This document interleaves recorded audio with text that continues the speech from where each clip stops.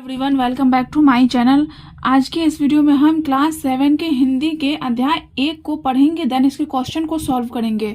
तो देखिए, अध्याय 1 में क्या है, मानव बनो जो है कि कविता है। मैं इसे रीड कर लेती हूँ, आप लोग इसे ध्यान से देखिए और समझिए, उसके बाद हम इनके क्वेश्चन को सॉल्व करेंगे। है भूल करना प्यार भी है, भूल यह मनुहार भी, पर भूल है सबसे बड़ी, करना किसी का आसरा। मानव बनो मानव जरा, अब अश्रु दिखलाओ नहीं, अब हाथ फैलाओ नहीं, हुंकार कर दो एक जिससे थरथरा जाए धरा। मानव बनो मानव जरा, उफाय कर देना कहीं, शोभा तुम्हें देता नहीं, इन आंसुओं से सींच कर दो विश्व का कन कन हरा। मानो बनो मानो जरा, अब हाथ मत अपने मलो, जलना अगर ऐसे जलो, अपने हृदय की भस्म से कर दो धरा को उर्वरा। मानो बनो मानो जरा। ये कविता जो है शिव मंगल सिंह सुमन का है। देखिए, शब्दार्थ में है मनुहार मतलब मनाना या फिर विनती, अश्रु मतलब आंसू, धरा मतलब पृथ्वी। प्रश्न अभ्यास पाठ से।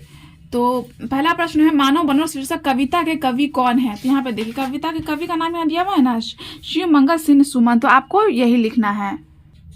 तो देखिए, यहाँ पे मैं लिख दी हूँ, मानव बनो शीर्षक कविता के कवि शिव मंगल सिंह सुमन है। अब देखिए यहाँ पे नेक्स्ट क्वेश्चन है, मानव बनने के लिए हमें कौन कौन से कार्य करने चाहिए। तो इसका आंसर हो जाएगा, मानव बनने के लिए हमें किसी का आसरा नहीं करना चाहिए, खुद पर विश्वास रखना चाहिए, आंसू नहीं बहाना चाहिए, किसी के भी आगे हाथ नहीं फैलाना चाहिए।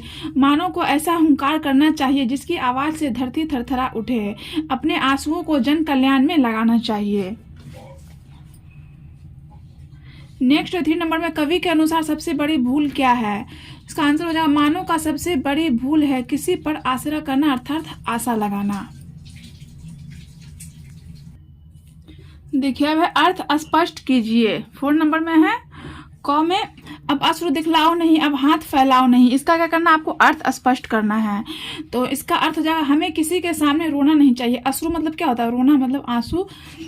तो हमें किसी के सामने रोना नहीं चाहिए, हमें अपने दुख और कठिनाइयों का सामना खुद ही करना चाहिए। हमें किसी चीज के लिए हाथ नहीं फैलाना चाहिए और आत्मनिर्भर बनना चाहिए। मतलब किसी के सामने हाथ नहीं फैलाना चाहिए और खुद पर आत्मनिर्भर मतलब अपने से करना चाहिए। खो में है, अब हाथ मत अपने मलो, जलना अगर ऐसे जलो, अपने हृदय की भस्म से कर दो धरा को उर्वरा।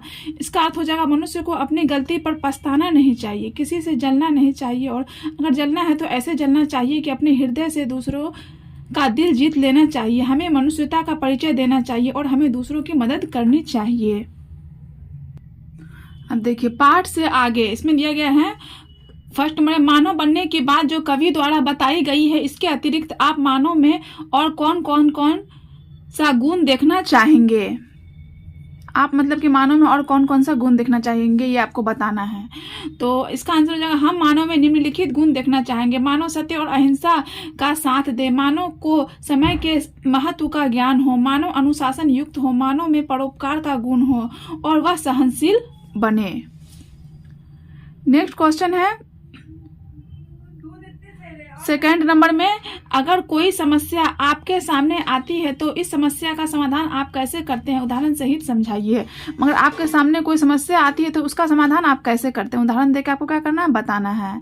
तो इसका आंसर हो जाएगा, अगर कोई समस्या मेरे सामने आती है तो सबसे पहले मैं घबराता नहीं हूँ, समस्या के समाधान के बारे में सोचता हूँ। समाधान निकल गया तो ठीक, नहीं तो मैं अपने घर के बड़े सदस्यों से राय लेता हूँ।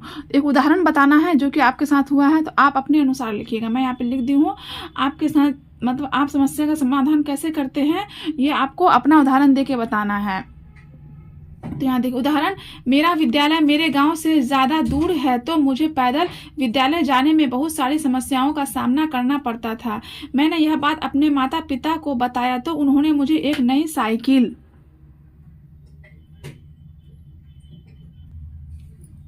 खरीद कर दी विद्यालय जाने के लिए और मेरा समस्या का समाधान हो गया है। मतलब विद्यालय जाने के लिए एक साइकिल खरीद कर दी तो मेरा समस्या का समाधान हो गया।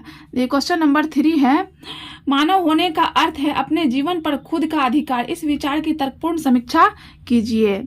तो इसका आंसर हो जाएगा, दूसरों के अधिकार में रहकर मानव कभी कोई भी कार्य स्वेच्छापूर्वक नहीं कर सकता है। प्रकृति ने मानव को यह शक्ति दी है कि वह सही शिक्षा पाकर अपना निर्णय खुद ले सके कि उसके लिए क्या सही क्या गलत है। वह कभी भी दूसरों पर आश्रित ना हो। देखिए यहाँ पे व्याकरण में है हाथ फैलाना एक मुहावरा है जिसका अर्थ होता है कुछ मांगना। इस प्रकार शरीर के विभिन्न अंगों से जुड़े अनेक मुहावरे हैं। किन्हीं 5 मुहावरे को लिखकर उनका वाक्य में प्रयोग कीजिए। तो इसमें आपको बोल रहा है शरीर के अंगों से जुड़े हुए मुहावरा लिखना है और उनका वाक्य में प्रयोग करना है। फिर तो देखिए यहाँ पे मैं लिखी हूँ,